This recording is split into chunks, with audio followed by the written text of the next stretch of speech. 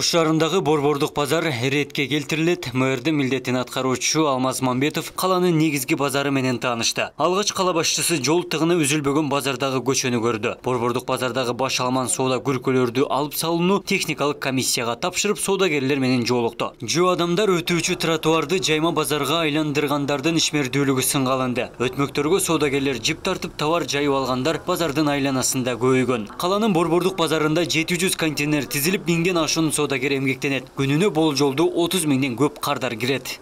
Ошол жака бул жакта жасап освещениясын устун алдын бар жогундай азыркы заманбап кылып жасаш керек болот. Азыр ушундайчы микрорайондордо базарчиктердин жоктугуна байланыштуу азыр ушундай нерсе шаарда кала болуп атат да. Болсо азыр стихийный болуп Вот это все туда оформляют, и потом оттуда туристы даже первые впечатления отсюда начинаются. И здесь мы должны создать бул жол канча? Вот часто не смотрите, оттуда вход, не оттуда. Нет, дорога, машина как будет? Я хочу не Бул жер Алмаз Шамбек частный рынок. Бул жердикичи. Бул соода кылгандар бизге кайрылтат.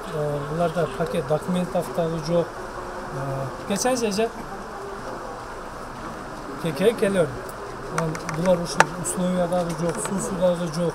Мындай күрөсү бир башкача акча сурайт, бир күнү башка сумма көтөрүлөт.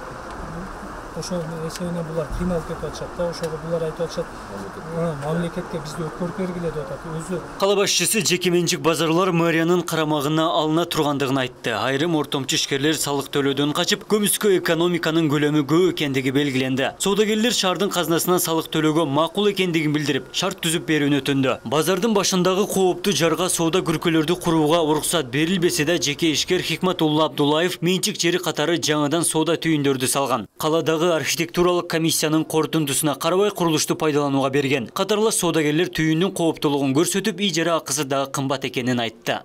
Ар бир контейнер да. Бул жака түшкөн болсо мындай 1,5 жашоосу эме болот деп коопсуздук алышат да постоянночу. Буга эч ким ушу чара көрө албай коюшту. Ушул жерде где-то бир 20-25 торговый точка бар. Şu meri жаңы meri дапкесі қалыс баштағыдай емес. Şu азыркы заманға, şu азыркы şu моментке лайықташтырып, şu базарды тәртіпке салып берсе деп, бұл жақ базар көмінен дайым сүйлешіп келеді, бөгөйлерді айтып келеді. Бұл жер негізі водохранилищный зона. Бері частныйды, біреу частныйды жасанның ақтымынан алып алған. Өзінше şu клиент, сен аны қаласың, шығарады.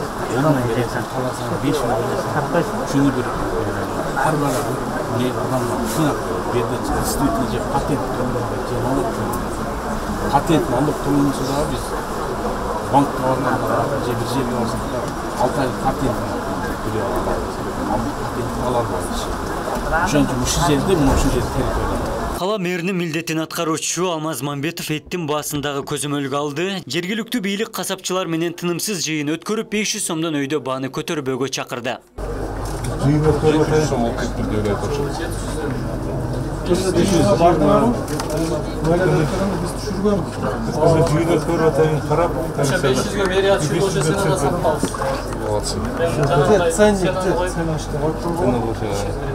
Бизге талап коюп атышат, что бизди мамлекетке өткөрүп бергиле, биз мамлекетке бюджетти көтөрөлү деген вопростор коюп атышат. Ошол туурасында азыр кала башчыбыз укту, что бизде дагы азыр элдер дагы бизде базарда дагы башка жерде дагы элдер патриоттук сезимдер ойгону, бизде бюджетти биз дагы көтөрөлү деген вопростор коюп атышат. Ошол көйгөйлөрдү азыр угуп чыгып кетти.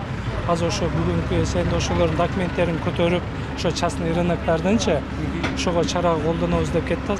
Башаламан соода жерлер болот. Бизде ар дайым эле стихийный дейт. Аны базарда эмеде шаарда мини рыноктардын жоюлуп кеткенине байланыштуу элдер соодага мажбур болуп, базарга келип, базарга агым келип, бизде базардын өзүнүн торговый точкалары жетпегенине байланыштуу стихийный торговлялар пайда болуп кетет. Шаардын борбордук базарын көчүрүүгө азырынча пландуу жер трансформациялана элек. Каланын жаңы чийилген ген планынын негизинде гана иш алып бара тургандыгын Алмаз Мамбетов айтты. Алдыңкы жылдары базардын жеке менчик бөлүктөрү реконструкцияланып, соодагерлерге шарт түзүлүшү каралды. Жергиликтүү бюджетти көтөрүү менен бирге көмүскө экономикага бөгөт коюуга ыкчам аракет көрүлө тургандыгын билдирди.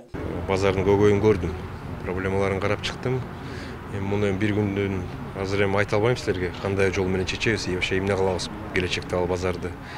Биринчиден жанагы биз ошол өзүбүздүн ген планыбызды, ошол ген планыбыздан караш керек, кандай перспективасы эмне болот, кандай болот.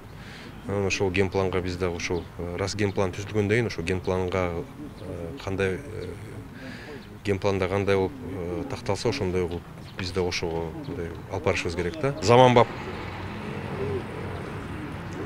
курулуштарды кылып, кайра бир оңдоп, түздөп, кайра бир базар кылып койсок деле, в принципе, ал деле варианты бар да. Даже соодагерлер соода кылып аткан адам ошо төлөп берет. Но ошол жакта арендага берип аткан адам балким ошол таза ошол налогун төлөбөй, төкпөй жүргөндөр болсо, биз буга чара көрүшүбүз керек. Андан соң муниципалдык унаа базары көзөмөлгө алынды. Кардар үчүн тийиштүү шарттын жоктугу ашыкча чыгымга кептеп нараазычылык көп жарыла тургандыгы айтылды. Жергиликтүү бийликтин карамагындагы унаа базарда 67 ыктыярдуу салык төлөөчү бар. Мэрдин милдетин аткаруучу тез арада унаа базарга банктын сактык кассасын жана унаа ишканасынын филиалын ачууну айтты. Жаңы автомобиль алган Кардар жеке менчик нотариуска акча бербестен базардан гана комплекстүү мамлекеттик кызматты колдонууга шарт түзүүнү базар жетекчисине тапшырды. Унаа базарга видео көзөмөл камералары орнотулуп, жарыктандыруу системасы коюла тургандыгы убадаланды. Доверенность аркылуу эмес, прямое оформление, переоформление, ушул жерден эле техпаспортун алмаштыруу, ушул базардын ичинен эле унаанын номерун алуу, ушул жерден кылыш керек деген сунуш айтылды. Бул боюнча дагы мен өзүм дагы жардам берем буга. Ушул жакка оформление, переоформление автотранспорта киргизиш керек. Анан ушул дагы бир маселе бул ушул жарык маселесин коюп атам. Видео көзөмөлдөө камераларын коюу боюнча бул дагы айтылды. Ушуларды тез арада кылыш керек бул жерде. Мен ойлойм ушул жылдын аягына чейин ушул негизги айтылган маселелердин баары чечилиш керек. Чапалак Тоонагыз базарынын бүгүнкү абалы менен таанышты. Biz bir sıra tanık oldu. Kalan köylerde görüp hazır taşımaları berdi, sürekli berdi. Oşlarda olan atkaşka hareket kılağız. Konkretno emnelerde aytıp ketdi? No büt bardası işinin жаңы диодуя өткөргөнгө, могу жерге столго коюп, бүт баарына освещение коюшубуз керек, видео камераларды коюшубуз керек. Ошону койдуган тиякта биздин да запас жерибиз бар, ошону түздүп, ошол жерге стоянка базарга келген кардарлардын азыр ойлойм 50-60-70% өз унаасында келет да базаргачы. Ошолорго койгонго биздин могу жерде стоянка жетишсиз эле да. Калада заманбап жаңы курулуштун толкуну күчөп, бири объектилердин курулушу кызуу жүрүп жаткан кези. Ар бир курулган имарат мыйзамдуу жана келечектеги башкы пландын негизинде болушу абзел. Жумушчу топ каланын 3500 гектар жерин изилдеп, борбордук бөлүгүнүн деталдык пландоо долбоорун даярдаган. Жаңы даяр болгон деталдык пландоо долбоорунда өзгөчө тарыхый имараттарды коргоо, буфердик аймак, маданий спорттук объектилер жана заманбап имараттардын курулушу каралган. Башкы планга жаңы аэропорт, базар дагы кирген. Абдумалик Базарбаев, Эркин Бакиров, Ош ТВ.